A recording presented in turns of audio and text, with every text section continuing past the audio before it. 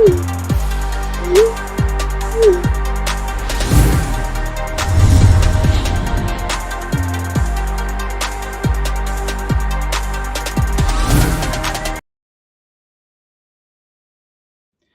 evening, buenas tardes, guten Abend. Welcome to the final lowdown on Lower Decks. What can I say but to quote someone who once said, always leave them wanting more. And this was a great finale. All threads and characters from the season came together, and the core of it all was building the bonds between the characters we've come to know and love of all these seasons. And we also got to learn finally why Captain Freeman was sent to Starbase 80, which, much like DS9 in its time, is now the most important space station in the most critical quadrant in the sector. And in between, in this episode, we had classic elements of Trek. We had dimensional portals, alternating reality ships, and you can never have a Star Trek episode without a fight with Klingons. Characters we've seen throughout the season, like Ollie, who we asked, where did he go, showed up. And at the end, the lower deckers have graduated to the bridge crew.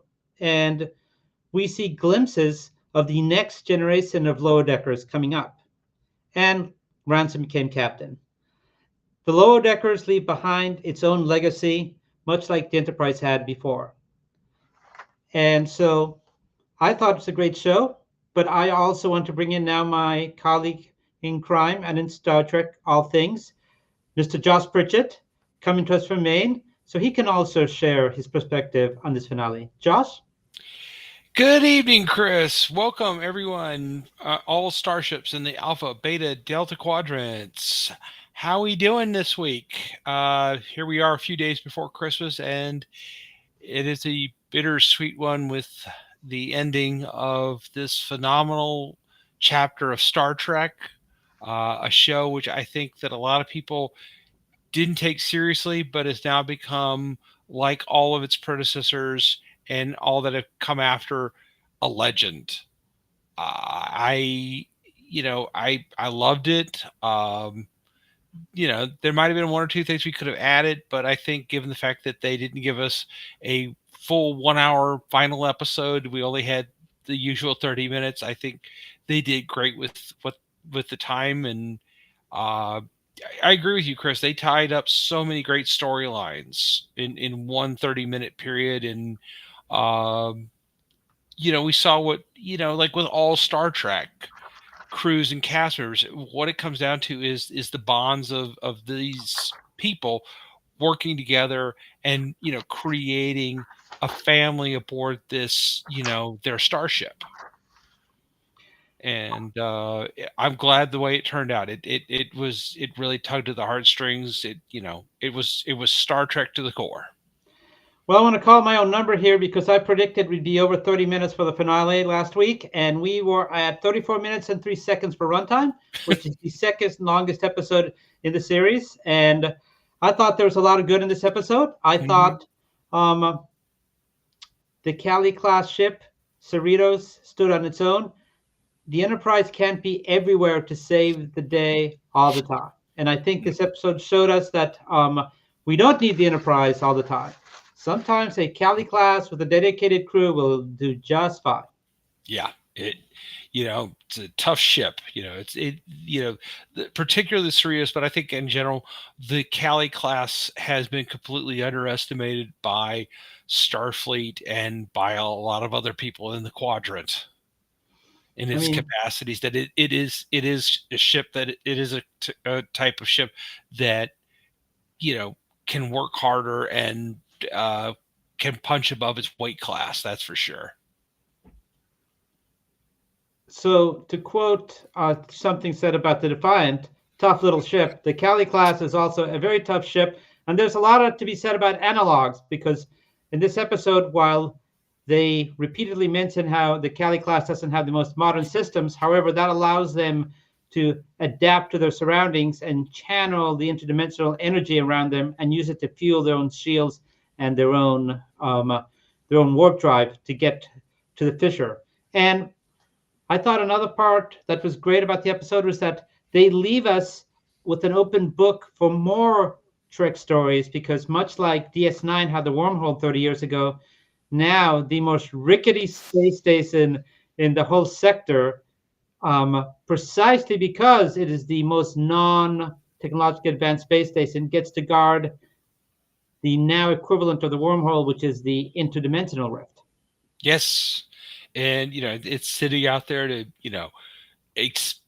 has was pointed out in last week's episode to explore alternate versions of the universe, and what could that mean going down the road? I mean, will this be revisited in Star Trek Starfleet Academy or some other later Star Trek shows that will come after this? It'll be interesting to see. I mean, I hope this is not the end of this story, of this particular chapter of Star Trek. we will see. But speaking of the story of Star Trek, so Joss, were you happy that we had Klingons at the end? I was very happy that we had Klingons at the end. I was hoping that one particular Klingon was going to show up, but I guess he was cut for time. Um, he likely was. I love that. Again, every character got a moment to shine in the episode, and we even see Maul, who we hadn't seen, and Malor, who we hadn't seen since early in the season. They came back. It was just everyone got a moment to shine, and we even got a Captain Ransom moment, who Yes. is very unorthodox in the way he does things, but sometimes there is genius in madness. I agree. I mean, I think Ransom has always been a solid character from the get-go. It was really good to see that he's now become the captain, and then he promotes both Boimler and Beckett to being joint first officers. That he's got to alternate between these two people as his number ones. Just like we have two science officers now. We have two exos, and of course we got to know what his little thing is, because that's become a big thing in modern Trek. What is your thing to make the ship go fast? And he says, engage the core, and nobody else liked that. But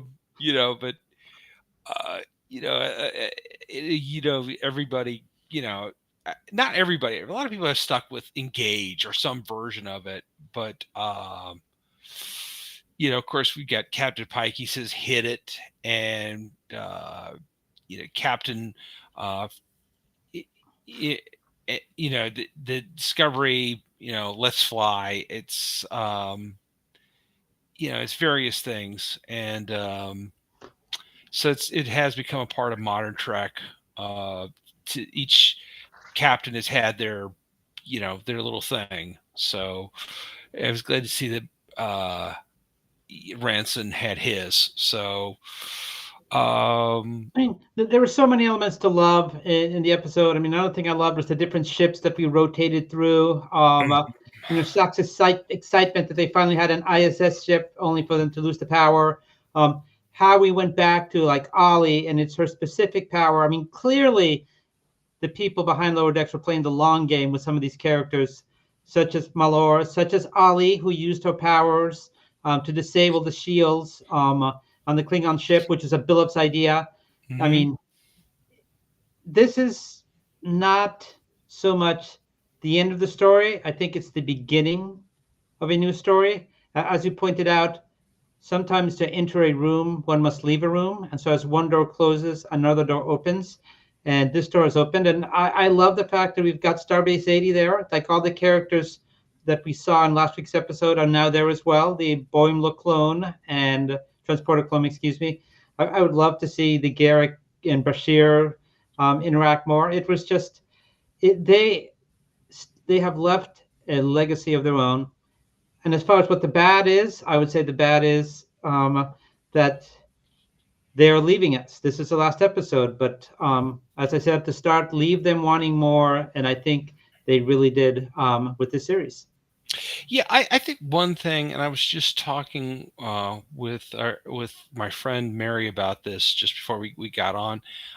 It would have been nice to see more alternate versions of the Cerritos crew. I was actually kind of hoping to see um, a Kelvin timeline version of the Cerritos that would, with like all you need to do is like add like flare lighting. Well, That I would have think been kind of cool. Also, I mean, because at one point you did see the first season Discovery Klingons. At one point, when the Klingons mutated into those alternate version Klingons. Do you I remember? love the Proto Klingons. And as far as Yeah. the clear lighting goes, I think J.J. Abrams is probably taking out the patent on that, and they couldn't afford the rights for lens flare anymore. Probably not. I mean, but I think, otherwise, I think I'm with you. The worst part about this is, we're not going to have the show anymore. I mean, we are still going to have we're not getting paid by this, folks, but Wait, IDW, you're of not? course. Oh no, I'm afraid not. I Okay. tried to negotiate, but all we can do is just, we can't even get free comic books. But the comic book series Star Trek Lower Decks is going to continue the adventures of our beloved crew. Uh, so I don't know how much of it will be canon. I mean, I've got the first couple of issues of it; they've been really good. But clearly, they were trying not to reveal any of the spoilers of what was going to happen in the final episode. So hopefully, the next on episode issue 3, when I pick it up, we'll have Captain Ransom, first officers, Mariner and Boimler, and the rest of the crew. You know, and one other thing, just going back quickly to the things we loved, I love the fact that Melora's brother was the one who figured out, hey, if we've invented a flood, you build a dam because you can't stop, you can't, make the river go back. You have to build a dam, and that was brilliant on his part, and that Beckett was able to come up with the solution to kind of create that thing so that's like, okay, we can contain it. We can't shut it off, but we can contain it. We can use it to explore the quadrant, beyond our reality. Um, Empower itself. I mean, from the mouths of babes and strangers, that was a great solution, and it opens it up for so much more storytelling. And if as we look at the Gorn part of this, I think that, and I partly hope that we will have at some point the Starbase 80 series, yeah. and that I think they have set up things so much better than Discovery did. I mean, like Discovery, we'll see how the whole like Starfleet Academy works in the future, but I think this has really opened up the door to reference like, okay, we're going to go back to like this portal. I mean, we had the opening, and they say there was a Picard season 2. I don't think there's anyone who can really Yeah, like no, prove this.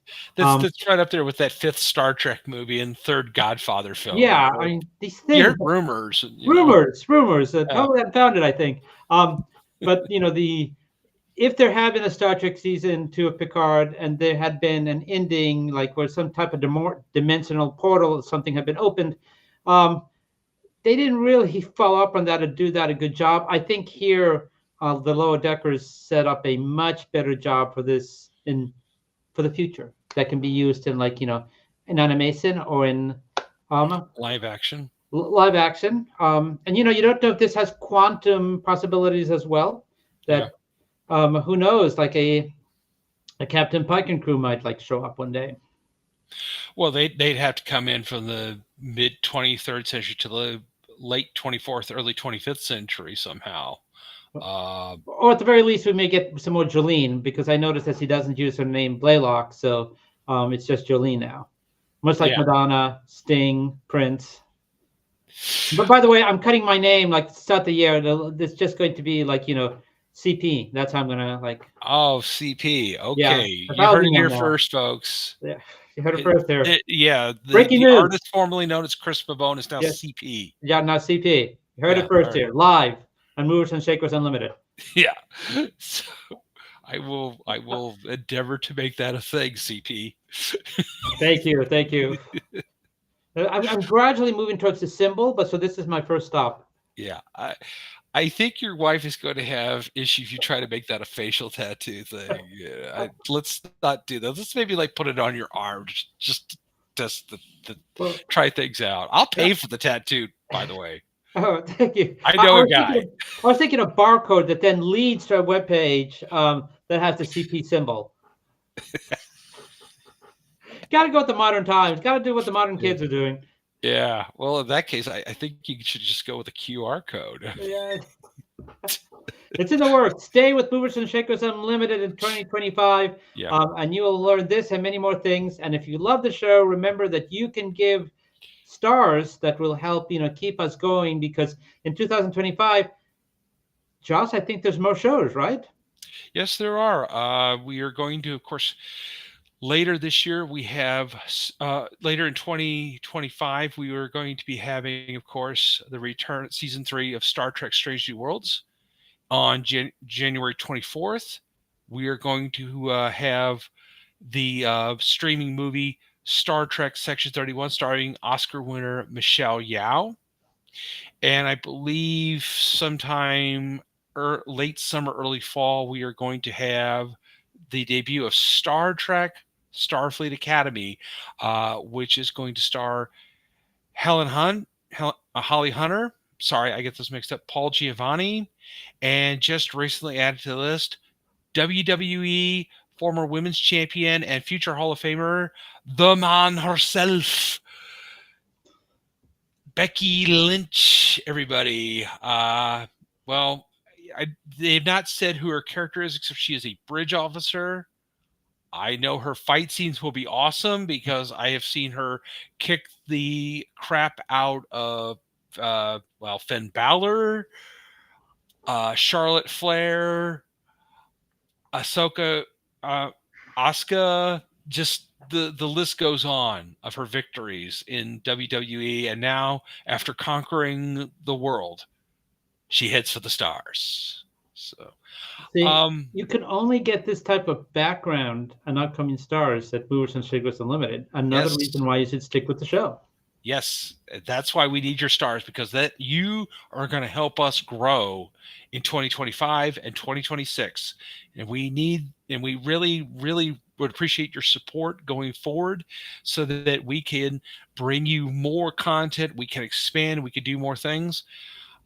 Chris, And that Josh and I can finally get Code Zeros. yes, exactly. Yeah, we can finally get those assistants we've been wanting for a long time. Yeah. And at Maybe least do more shows. Maybe one day do shows in the same room.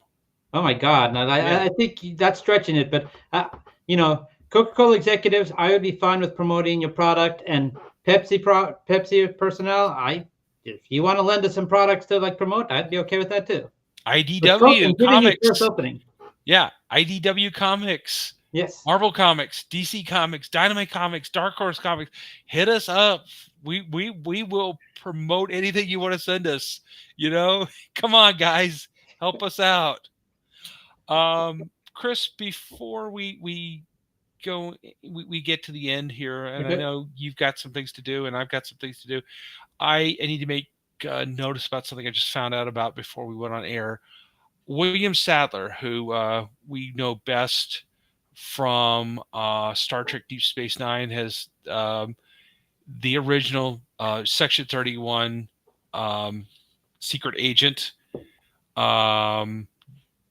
His wife has just passed away after a long battle with cancer. It's very sad. Our hearts go out to him. He is a friend of our producer, Brendan Troy, who has interviewed him a couple of times. You might also know Mr. Sadler from his work in such movies as The Shawshank Redemption, Die Hard 2, and many, and also Tales from the Crypt. Bill and Ted's Excellent Adventure. Oh, yes, where he played the Grim Reaper. We just saw that not too long ago, a few months ago, didn't we? We were just rewatching that together, weren't we? At a friend's house. We might have been.